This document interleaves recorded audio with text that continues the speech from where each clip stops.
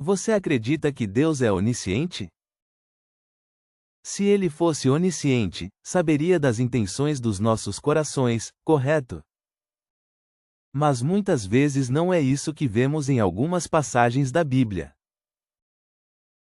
Vamos dar uma rápida olhada em alguns textos que comprovam isso.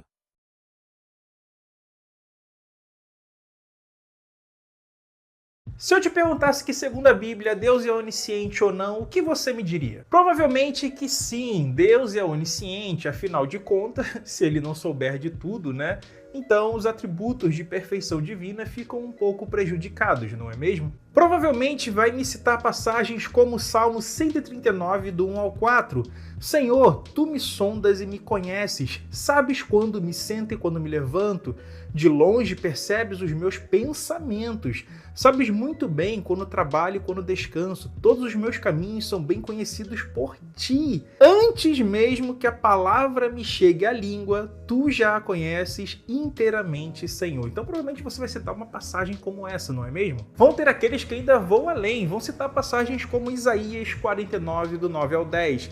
Lembrai-vos das coisas passadas desde a antiguidade, que eu sou Deus e não há outro, eu sou Deus e não há outro semelhante a mim, que desde o princípio anuncio o que há de acontecer e desde a antiguidade as coisas que ainda não sucederam. Então Deus aqui está dizendo que ele sabe do futuro, sabe das coisas que ainda não aconteceram e que irão acontecer. Isso nos dá fortes indícios que para os autores, para o personagem, ele acreditava ter sim uma onisciência, apesar da palavra onisciência não estar explícita nesses textos. Em Hebreus capítulo 4, versículo 13, vai trazer uma questão que é compatível não só com a onisciência de Deus, mas também com a sua omnipresença. Então aqui nós temos o seguinte: e não há criatura que não seja manifesta na sua presença. Pelo contrário, todas as coisas estão descobertas e patentes aos olhos daquele a quem temos de prestar contas. Ou seja, Deus está observando tudo, segundo os autores bíblicos. Segundo Mateus 10, 29 e 30, nenhum pardal vai cair no chão sem o consentimento de Deus, e todos os fios de seu cabelo já estão contados pelo Senhor. Em 1 João 3,20 vai por essa linha, dizendo que Deus já conhece todas as coisas. Em Provérbios 15,3 vai dizer que os olhos de Deus estão em toda parte, conhecendo tudo. Então não tem como escapar dos olhos de Deus.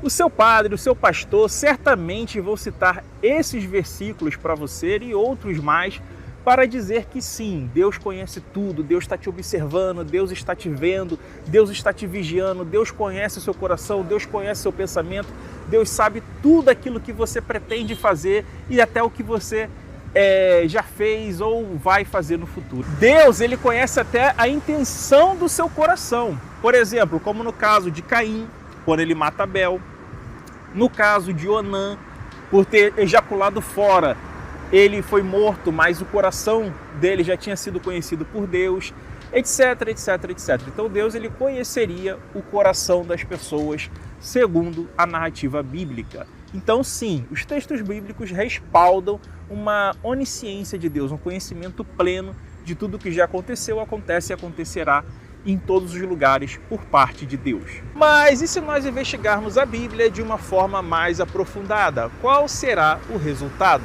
Existem alguns textos bíblicos que o seu pastor não mostra para você e é isso que nós vamos analisar agora. Abra sua Bíblia e anote essa passagem que eu vou passar para você, que é muito usada pelo professor monoteísta para refutar essa ideia de que Deus é onisciente.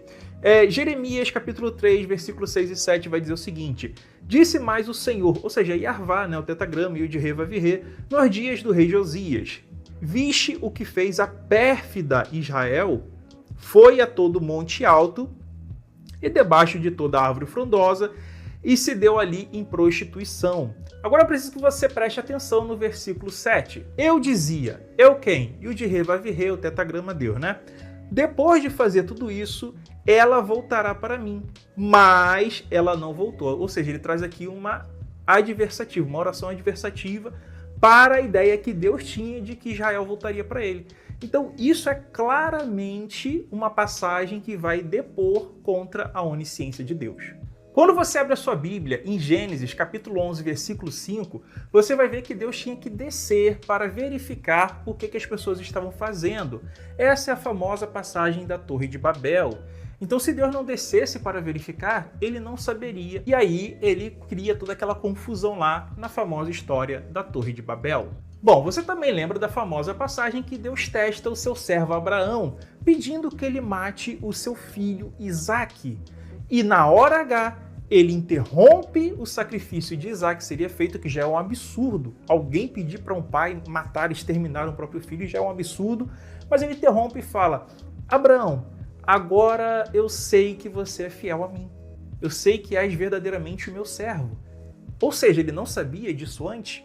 Então, para que testar? Outra coisa que você tem que parar para analisar, que não faz sentido, é a história da salvação.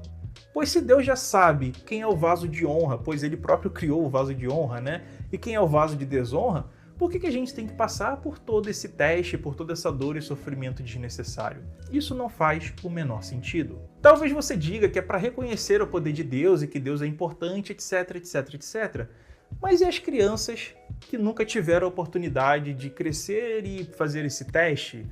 E por que pessoas mais que já estão condenadas cresceram e fizeram o teste até, sei lá, depois de 100 anos, né? Não faz sentido. Tem gente que passa décadas, a vida inteira abusando de crianças, matando os outros e estão viva.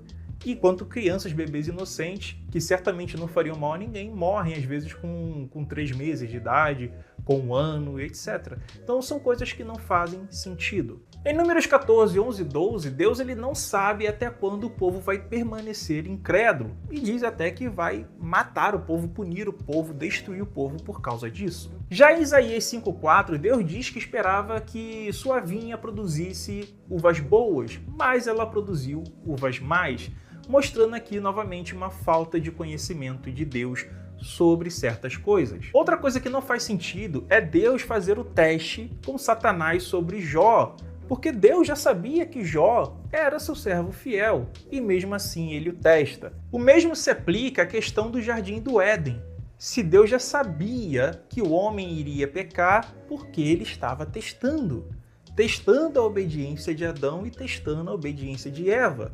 Porque ele simplesmente não pulou essa parte e já colocou os salvos no paraíso, os eleitos no paraíso, os vasos que ele preparou de antemão para a vitória, os vasos de honra logo no paraíso, e os vasos de desonra ele nem teria feito.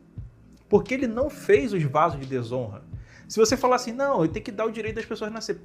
Porra nenhuma, as pessoas vão no banheiro, os homens vão no banheiro, vão ali, ficam no 5 contra 1, né?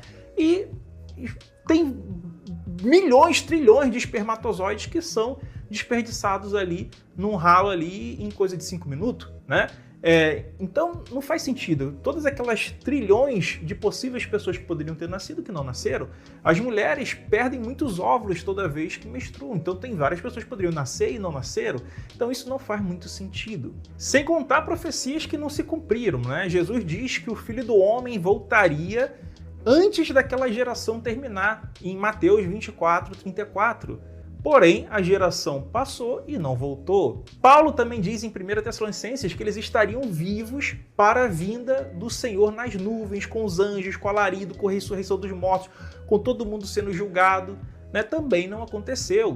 Jesus disse também sobre a questão de não terminarem de percorrer todas as cidades de Israel. Jesus disse que os que estavam vivos ouvindo ele pregar veriam vir o Filho do Homem julgando todo mundo, o sumo sacerdote veria. Então tem profecias também que não se cumpriram. Então fica complicado você acreditar que existe de fato uma onisciência que esteja fora daquilo que o autor do texto conhecia, daquilo que o autor inventou na narrativa. Na vida real, nada disso aconteceu. Mas se você achou bizarro essas contradições sobre a onisciência de Deus, que tal você assistir esse vídeo aqui, onde eu aponto várias contradições da Bíblia? Assista lá e me diga o que achou depois.